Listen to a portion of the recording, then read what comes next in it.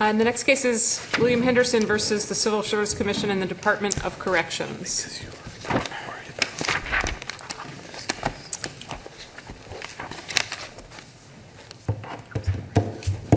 This case is also an argument on the application. You have 15 minutes. You can reserve your time. You have to try your best to do that. I'll reserve 2 minutes. And work on that. Thank you. Good morning. Mary Ellen Gurwitz of Sachs Waldman, appearing for William Henderson, the approximately 2,500 similarly situated employees on the Michigan Corrections Organization. The issue here is the appropriate standard of review of a Civil Service Commission decision. The Civil Service Commission has the constitutional authority to classify all positions according to their duties and responsibilities. In the decision reviewed here, the Commission, after a Byzantine procedure, approved a lower classification for nearly 2,500 employees whose positions were abolished by the Department of Corrections, even though the duties and responsibilities of the positions continued unchanged, and even though the director of the Department of Corrections said that the reason for the abolition of the positions was cost containment, not any change in the duties and responsibilities. He said that the legislature had cut the appropriation, they had to cut costs, and therefore they took the cut cost out of the salaries of the resident unit officers and the corrections medical unit officers. Article 6 of the Michigan Constitution, Article 6, Section 28, provides for direct review of all findings, final decisions, findings, rulings, and orders of an administrative agency. It goes on to say that those findings, rulings, orders, etc., that the review shall include, as a minimum, whether they are authorized by law, and if there is a hearing, whether there is substantial evidence on the record. On direct review, the Circuit Court stated that, correctly, that none of the individuals changed job class duties in any way. All of the individuals suffered a pay cut. And the Circuit Court held that both standards of review were applicable, that the decision of the Civil Service Commission was not supported by substantial evidence on the record, and that the decision was not authorized by law because it was arbitrary and capricious, that it was simply an exercise of will to support the abolition of the positions made by the Department of Corrections. The Court of Appeals said that the substantial evidence test was not applicable because there had been no hearing, and said that only the authorized by law standard was applicable, and said that the case here, that the decision here was authorized by law, but went on to say that when they were determining whether a decision was authorized by law, they could not consider the evidentiary support for the decision. The court has directed us to brief 3 questions: whether the scope of the authorized by law scope of review applied, whether the Court of Appeals gave proper meaning to the statute or to the standard, and whether it correctly applied the standard. I would like to address the latter 2 questions first, and the short answers are that the court did give proper meaning to the standard. It essentially adopted a standard which the Court of Appeals had set forth in numerous cases, a 4-factor standard. And one of the factors in that 4-factor standard was arbitrary and capricious. But the Court of Appeals did not correctly apply the standard, the authorized by law standard, because it misapplied the arbitrary and capricious factor. Counsel, can I ask where that component comes from? To me, that's really one of the central issues in this case, whether authorized by law really communicates the more narrow concept of empowerment under the law, or communicates some more in-depth kind of analysis. And I've looked at the Constitution, as I'm sure you have and your colleagues have in the course of this case a number of times, but I see 6 other instances in which authorized by law appears in the Constitution, And it seems to me that in each of those instances, it does communicate the more narrow empowerment concept. For example, Article 12, Section 2 provides that petitions to amend the Constitution shall be filed with that person authorized by law to receive the same. That seems to focus on the more narrow concept of empowerment, at least to me, as do all those 6 other appearances of authorized by law in the Constitution. I understand the Court of Appeals referenced that arbitrary and capricious standard, but where does that come from? Why is that to be understood as a necessary component of authorized by law? One thing that I think the court needs to do in response to your question is to look at the deliberations of the drafters of the Constitution and also at what the voters would have understood by authorized by law and by direct review of all final decisions, findings, rulings, and orders. There was extensive discussion during the Constitutional Convention of this, and I don't think, backing up one moment, that authorized by law necessarily means the same thing wherever it's used in the Constitution. But the drafters clearly intended to have a broad review of administrative agency decisions. What the first, when it was introduced, the whole section was introduced, it was introduced to say that it was intended to afford a full and adequate review of administrative agencies' decisions. This was a time when administrative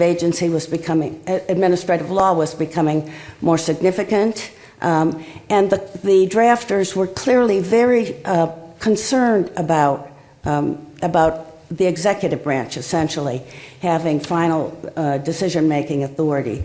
They wanted to protect people, and protection was a concept which they repeatedly emphasized.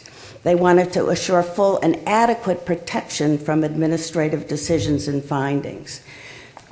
What was also said with regard to what authorized by law meant in this particular provision, Article 6, Section 28, was we can object by incorporating this minimum standard to an individual running over our private rights just on their own whim, caprice, or because of the autocratic nature which they have assumed. So it was certainly intended by the drafters of the Constitution that authorized by law would include the factors which are generally included in any administrative agency review, and certainly in the administrative agency review which is discussed at length in federal court decisions. This court has said, has not directly addressed this question, but in Bundo versus Walled Lake, the court said that judicial review was necessary even for a decision not to renew a liquor license, and said that that decision had to be reviewed under the arbitrary and capricious standard. This court also, I have directed the attention of the court to the Supreme Court's definition of arbitrary and capricious, which is the standard by which administrative agencies decisions are regularly reviewed. And what the U.S. Supreme Court says is that a decision of an administrative agency cannot be contradicted by the law, or by the evidence. It cannot fail to consider important facts.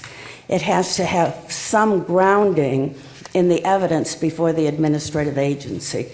Counsel, is it clear from I read some of the delegates, it's kind of interesting to read what the delegates said about the clause, but is it clear from what the delegates said that they intended this phrase, authorized by law, to mean something more than empowered to make a decision Or is it, or do we know whether they just wanted the legislature to be able to set a higher standard of review? They said that that was the minimum standard and recognized that the legislature could set a higher standard. That was specifically understood by them. But then why wouldn't we read their views to be, at the very minimum that the agency was empowered to make the decision? And if the legislature wants to set a higher test or create a higher test, it can. But if the only test is whether they are empowered, then there really is no direct review. And that is what happened in this case. There is a decision, Westcott, which was cited in the brief of my opponent, where the court essentially said there could be a circumstance where there is no evidence to support an administrative agency decision, but if we're going to say that we're not going to look at the evidence in support of the decision, then we would have to affirm an arbitrary and capricious and totally unfair decision. And that does set forth the problem, which is created by essentially rejecting the arbitrary and capricious aspect of the authorized by law standard. My opponent does argue, the state argues here, that you should reject the arbitrary and capricious aspect of the authorized by law standard. They say that they're authorized to make classification decisions, and therefore that's the beginning and the end. There's no review, that the court has no authority to review that decision to determine whether it's supported by anything at all. They also recognize, however, that their authority, their constitutional authority, is to classify decisions according to their duties and responsibilities. They say that they can make that decision according to the duties and responsibilities and must be trusted to do so, to carry out that authority, so that there is no direct review. Direct review was clearly understood by the voters. I should quote, that the address to the people when this was being considered was as follows. This is a new section recognizing the increased significance assumed by administrative law in the legal system of the state in recent years. It provides that decisions, findings, rulings, and orders of administrative officers or agencies which affect public rights be subject to judicial review. Without the inclusion of arbitrary and capricious, which is very standard in administrative agency review, without it, there is no review. The other question that the court asked, I have 1 minute. You have 2 minutes and 44 seconds. Up to you if you want to keep going. The other question the court asked was whether the authorized by law standard applies. We responded that it does apply at a minimum, but there is another standard in the Constitution, and that is the substantial evidence test. And why the substantial evidence test was not relied upon here by the Court of Appeals was because the Civil Service Commission decided this issue without a hearing. The Civil Service Commission used to have hearings on these kinds of cases and then adopted a rule saying we won't have hearings. It essentially eliminated judicial review.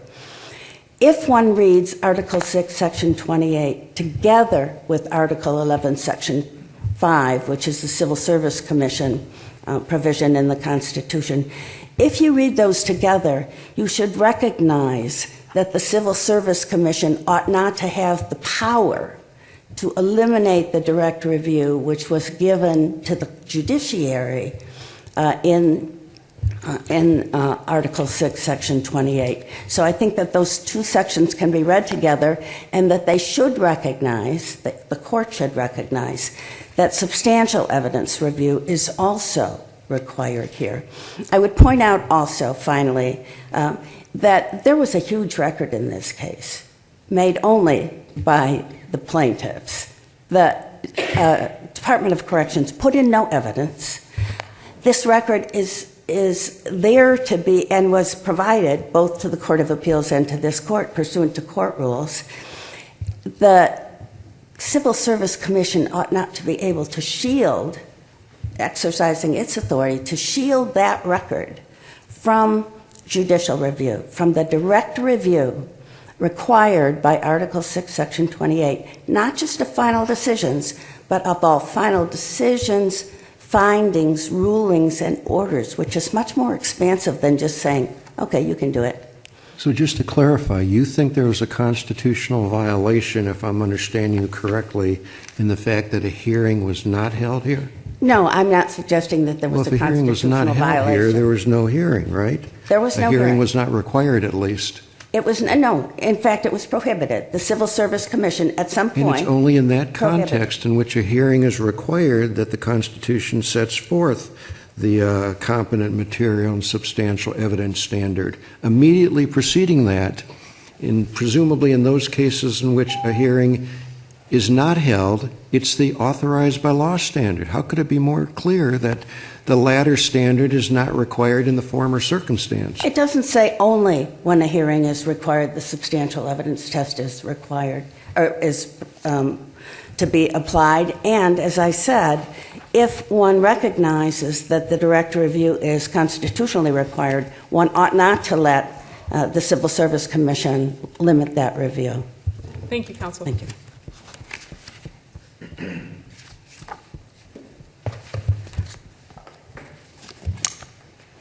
Madam Chief Justice, and may it please the Court, Assistant Attorney General Chris Braverman, appearing on behalf of the Michigan Civil Service Commission and Department of Corrections. Joining me at council table is Assistant Attorney General Jason Hawkins. The answer to each of the Court's 3 supplemental questions is yes. First, the authorized by law standard was the only standard that applied to the judicial review of the Commission's classification decision because no hearing was required and there is no other source that you could use to apply a higher standard or the substantial evidence test. Second, and there seems to be some agreement on this point, the Court of Appeals did correctly identify the 4-factor test that has been used for roughly 30 years to determine if an agency's decision is authorized by law. And finally, the Court of Appeals correctly applied that standard when it reversed the Circuit Court's decision and reinstated the Commission's decision, because the Commission's decision was not arbitrary and capricious. In fact, it was far from it. The Commission's decision was based on a thorough and extensive study. The study was well-reasoned. Its reasons were articulated. And for that reason, the Court of Appeals' decision should stand. The Court of Appeals got it right. The application for leave here should be denied. When we answered the supplemental questions to this Court, we included some briefing on a topic that just came up, which was, what does the original meaning of authorized by law include as it was used in the Constitution and as it was added to our state's law in 1963? In doing so, we took the position that it would not have been understood at the time to include whether the decision is arbitrary and capricious. I can represent to the Court at this time that we are no longer advancing that argument. It is not necessary to reach that issue in this case. We are not asking the Court to reach that issue. And the Court of Appeals correctly determined that the Commission's decision here was authorized by law because it was not arbitrary and capricious. So in the next 100 cases that come before this Court in which the review of the technical review officer is less exhaustive and less comprehensive and less detailed than it was in this case, this Court is destined to have a steady flow of appeals on the basis that that lesser degree, that lesser extent to review is in breach of the arbitrary and capricious standard. Do you want us to resolve that or don't? You're indicating you don't want us to resolve that. So we're going to be just we're not exposed to a steady flow of cases in which something less exhaustive than was done in this case is going to be argued as having violated the arbitrary and capricious standard. Certainly, if the Court wants to undertake a constitutional textual analysis on what authorized by law means as it was used in 1963, there's nothing stopping that from happening. What I'm trying to communicate is that... I thought that was the issue before us, what authorized by law meant. Well, and so the argument... Right. The argument that we had presented, it really is, it can be looked at with 2 parts. First is, what is the existing law in the state of Michigan? How has this been understood repeatedly by the Court of Appeals in published decisions dating back to the mid-1980s. As it stands right now, that is the law. Those are the factors that are used to determine if a decision is authorized by law. We answered affirmatively that the Court of Appeals applied it correctly, determined that this was the only standard that applied, and those are the factors. Well, that's fine, but we're not trying to resolve only this case. We're trying to resolve other cases too. Is there anything that you would recommend that we do in this case to provide any guidance in the next 100 cases in which it argued that the exhaustiveness of the review in that case does not rise to the level of avoiding an arbitrary and capricious result? Or are you just not concerned about those cases? I would not say that we're not concerned about future cases, won't you? I'm sorry? You'll be back, you precisely will be the person back in the court when those 100 cases come back to us, won't you? Perhaps, yes. And so what I would like to clarify is that the framework for the constitutional analysis that we set forth would still apply. You still have to try to determine what that phrase meant at the time it was added. This court has set forth what you would look at to do so. What I'm trying to communicate is that... So all of your decisions will be at the sufferance of the judicial branch of government, is that right? I'm simply saying that the position that we advanced in the supplemental briefing is no longer a position that the current Attorney General and the Solicitor General wish to advance to this court. Because it can be decided, this case can be decided without reaching that issue. Do you think we granted on it just to resolve this case, or do you think maybe there was some hope or expectation or prospect that we might look to resolve a broader issue so that we could at least anticipate the next 100 cases coming here? Certainly would be the latter, and I don't think anything prevents the court from still reaching that question. And you're just not going to help us with it. We are not taking the position anymore that was advanced. If you abandon that position, then the Court of Appeals published decision would essentially become the law, right? It's published, right? It was originally unpublished, but then it was made for publication. Correct. And I guess it sidestepped the question and said even applying this substantial and compelling test, there's no violation. I don't think the Court of Appeals went that far to say that even if you were to apply the substantial evidence test, the result would be the same. I would argue that that would be true, that if you were to apply the substantial evidence test to the Commission's decision here, it would still be affirmed. But essentially what the Court of Appeals decision is right now is published law. It is an accurate understanding of what authorized by law means in Michigan when an agency decision gets appealed to a circuit court and is subjected to review where there's no hearing by the agency. That the Court of Appeals accurately conveyed what authorized by law means. Counsel, how would a court determine if an agency's decision was authorized by law without referring to the record at all? I'm confused about that part. Well, and admittedly, this is probably the thorniest issue of what the authorized by law review entails. Yeah. And I wouldn't go so far as to say that it can't look at the record. But the Court of Appeals said that. Well, the Court of Appeals cases going back to the early 90s repeatedly talk about there's no evidentiary review allowed when a court looks at an agency decision under the authorized by law standard. But I guess I mean to say, maybe it's semantic and I shouldn't worry too much about it, but assume there's a new director of some state agency who decides to reclassify, say, all men, because they don't work as hard as women, they can't get as much done, they can't multitask, they're just not, so they're going to just demote all the men. Can a court look at that record and say, that seems problematic, or the court has to say, no, the agency has the power to make reclassification decisions, so we rubber stamp that all men no longer can, make what they were making before? What do we do? What's our obligation? Well, again, assuming that was, if the commission affirmed assuming that a department doing that, and then that decision was challenged and it was presented under the authorized by law standard, you have the other factors to start with. They can't violate the Constitution, so they can't violate equal protection, they can't violate due process. So the plaintiffs would have a different argument to make, so we don't have to worry about whether Certainly. direct review really means anything. No, I don't think there's no question that when the commission's decisions get appealed to circuit court, there's still review, whether it's authorized by law or competent, material, and substantial. There's still review. It's just what is the review, what level, and so in thinking about that evidentiary question of how much review can a circuit court have, I think it's helpful to start with how we've looked at the substantial evidence test over the years and the strict limits that's put on a court when it engages in that analysis.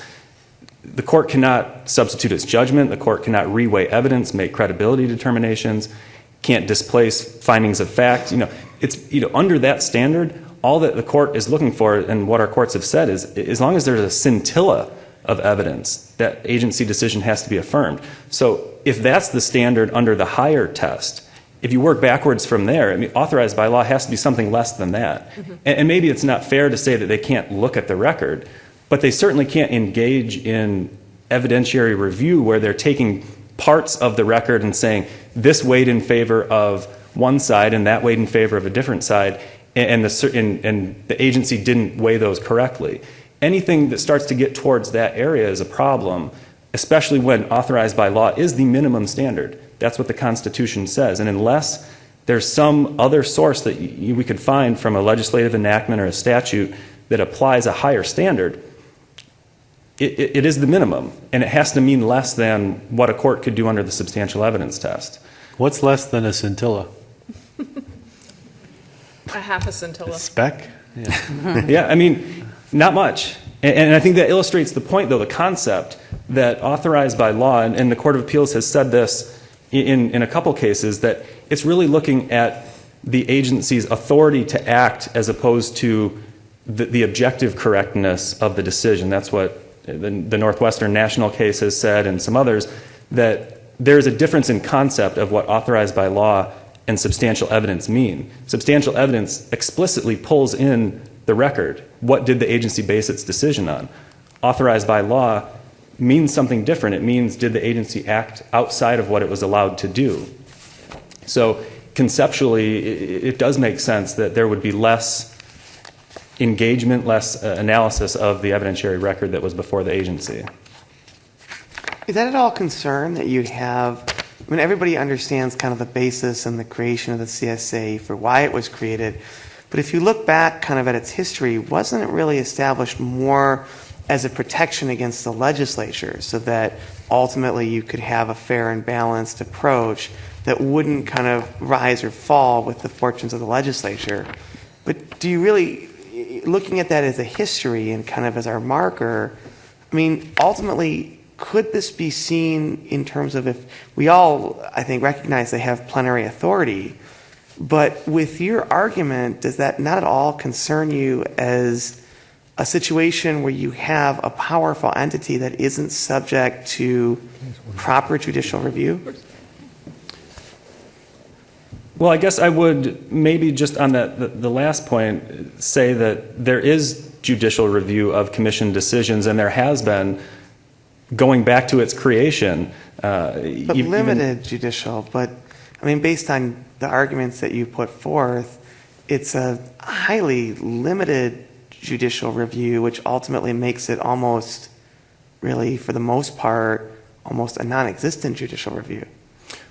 Well, I don't think that non-existent is accurate. Authorized by law has been the standard for all agency decisions that are made without a hearing since 1963, including the commission, and that standard has been articulated many times.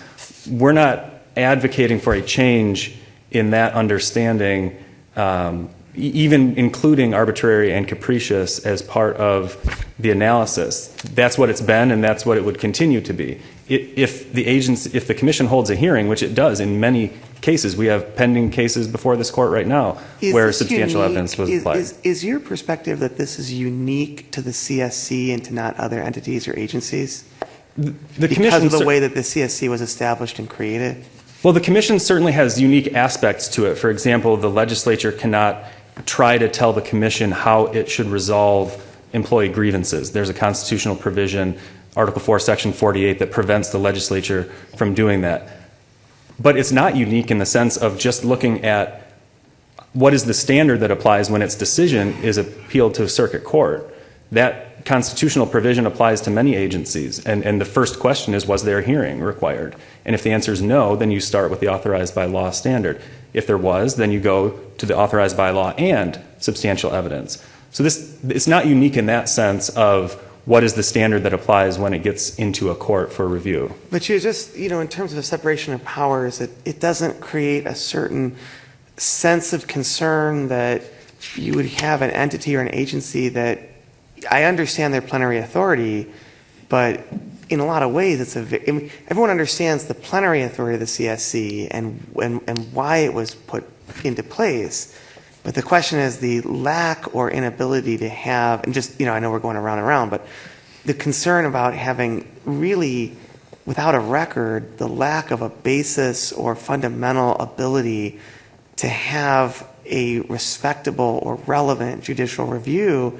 Could one be concerned that creates a certain level of power within the CSC that doesn't allow for it to be reviewed by the courts, that kind of goes beyond what the intent of the CSC was established to do?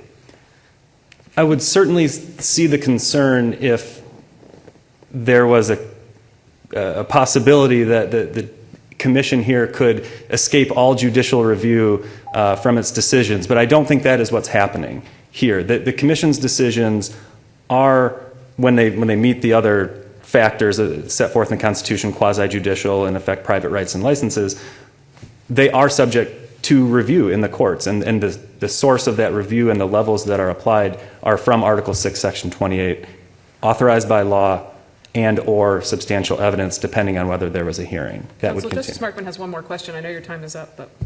One final question, counsel, if I might, on the proper constitutional standard here. Okay. In my review of the cases, there's more than one federal court that has suggested that the arbitrary and capricious standard and the substantial evidence standard under the federal APA, admittedly, and that's arguably different, are similar if not identical. One case I'd cite is All Care Home Health, the 10th Circuit case that said the arbitrary and capricious standard of review has been equated to the substantial evidence test in an affirmative statement. Are you concerned at all by, I guess, your determination not to take a position on the arbitrary and capricious standard other than to recognize its current existence, that you're going to end up with collapsing the two standards in the Constitution into effectively a single, largely similar or even identical standard?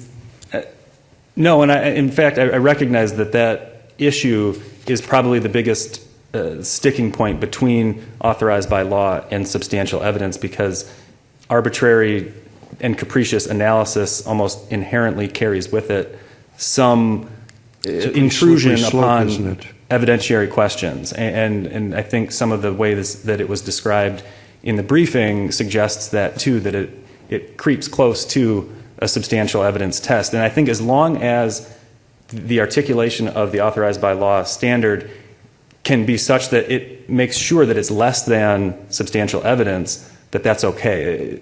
To make clear that whenever a court is engaged in the authorized by law review, it can't do as much as it can in the substantial evidence review. And I think as long as that can be achieved, then we would be satisfied. So the integrity of the authorized by law standard, counsel, is going to be maintained precisely by this court doing what now? I didn't quite follow you there. What is it that we need to do if we're inclined to want to protect one of the two standards laid out in the Constitution?